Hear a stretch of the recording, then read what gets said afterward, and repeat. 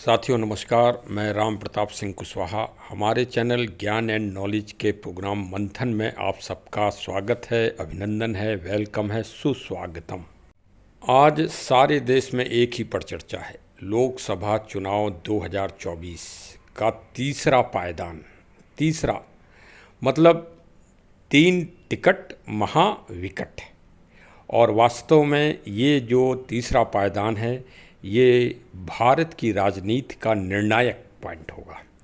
क्योंकि इसमें भारत के सबसे समृद्ध राज्य गुजरात की पूरी 26 सीटों पर चुनाव है और गुजरात हमेशा से भारत के राजनीति में एक विशेष स्थान रखता रहा है।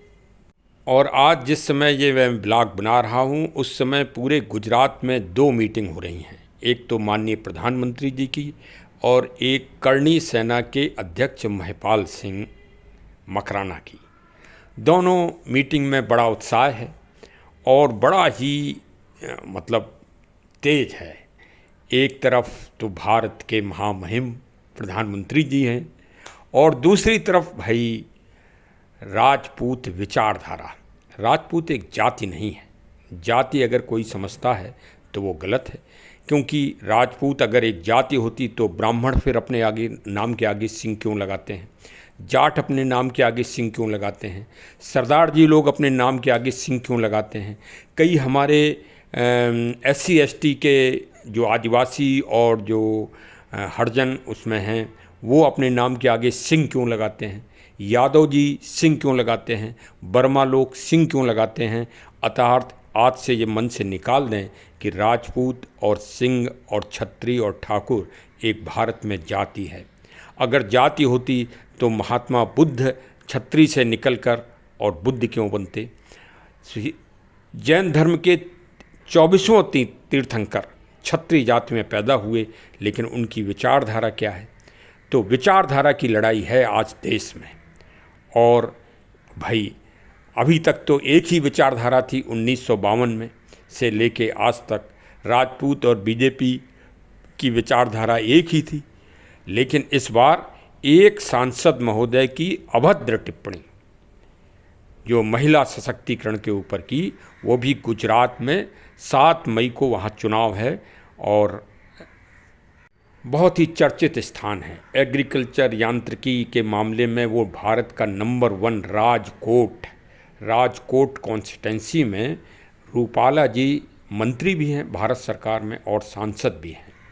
और वहाँ से उनके लफ्ज़ों, उनकी बातों से देखिए, आग जो है, जो आग लगती है स्वाभाविक रूप से वो तो आग एक विशेष क्षेत्र को ही प्रभावित करती है, लेकिन जो जवान से आग लगती है वो आग एक क्रांति का रूप धारण कर लेती है। तो उस जवान ने, जो जवान उनकी निकली जिह्वा से जो शब्द निकले, उसने पूरे भारत में आंदोलन एक नया चालू कर दिया, जिसका नेता कोई नहीं है, एक समाज नेता है, छत्री समाज जिसे कहा जाए, जिसको छत्री विचारधारा कहा जाए। और इस भाई गुजरात का संबंध और उत्तर प्रदेश, उत्तर भारत का संबंध बड़ा गहरा है। अब हमारे माननीय प्रधानमंत्री जी ही रहने वाले तो गुजरात के हैं, लेकिन तीसरी बार हैट्रिक बनाने जा रहे हैं, वो भी काशी महानगरी से, दुनिया की सबसे प्राचीनतम नगरी। और देखिए अब वहीं आसपास एक जौनपुर ज़िला है जिसने भारत में सबसे ज़्यादा IAS एक गांव ने दिए हैं, माधोपट्टी, मतलब जागृत गांव। उत्तर प्रदेश का सबसे जागृत जिला जौनपुर। और जौनपुर में भी देखिए एक नई राजनीतिक आंदोलन चालू हो गया, परिवर्तन चालू हो गया। और जौनपुर के इतिहास में पहली बार संसदीय सीट पर श्रीमती कला सिंह रेड्डी, दक्षिण भारत की रहने वाली हैं ये, और ये संसदीय प्रत्याशी हो गई हैं बसपा से। बहन मायावती जी ने इनको अपना उम्मीदवार बनाया है। और भारतीय जनता पार्टी से हैं श्री कृपा शंकर सिंह। अब और एक तीसरी पार्टी और है। तो अब त्रिकोणीय संघर्ष ये काशी के पास वाले ज़िलों में हो गया। और काशी से जौनपुर से सटा फिर सुल्तानपुर, और सुल्तानपुर से सटा फिर अयोध्या। तो अब ये तो भाई अयोध्या में अभी कैसरगंज एक सीट है, वहाँ भी बड़ी निर्णायक, ये विचारधाराओं की लड़ाई है, ये विचारधारा तय करेंगी। देखिए कौन कौन सी सीट। गुजरात में एक आनंद संसदीय सीट है, जहाँ से अमित सिंह चाखला उम्मीदवार हैं एक विशेष पार्टी से, और वहाँ भी महासंग्राम है, वो विचारधारा तय करेगी। और बाड़मेर राजस्थान, उत्तर प्रदेश में जौनपुर और कैसरगंज। देखिए जिन सीटों से वीवीआईपी लोग लड़ रहे हैं वो तो जीतना ही जीतना है, वहाँ विचारधारा क्या है, वहाँ तो पहले से विचारधारा है। लेकिन ये जो सीटों के हमने आपको नाम लिए हैं, एक राजकोट, एक दूसरा आनंद, दो गुजरात की और दो उत्तर प्रदेश की, एक कैसरगंज और दूसरी जौनपुर, और तीसरी राजस्थान की बाड़मेर, जिसमें सीधे सीधे सत्ता पक्ष और विचारधारा की लड़ाई चल रही है। अब देखिए इसमें 4 जून को मालूम पड़ेगा। 4 अंक राहु का होता है, राहु परिवर्तनकारी होता है, राहु जो है संघर्ष कराता है। तो 4 जून को भारत का भाग्य निकलना है और 4 राहु का अंक होता है। तो अब देखिए भाई राहु जी क्या कलाएं दिखाते हैं, ये तो 4 तारीख को ही मालूम पड़ पाएगा। और ये 5 सीटें भारत के विचारधारा को, भविष्य की विचारधारा को तय करेंगी।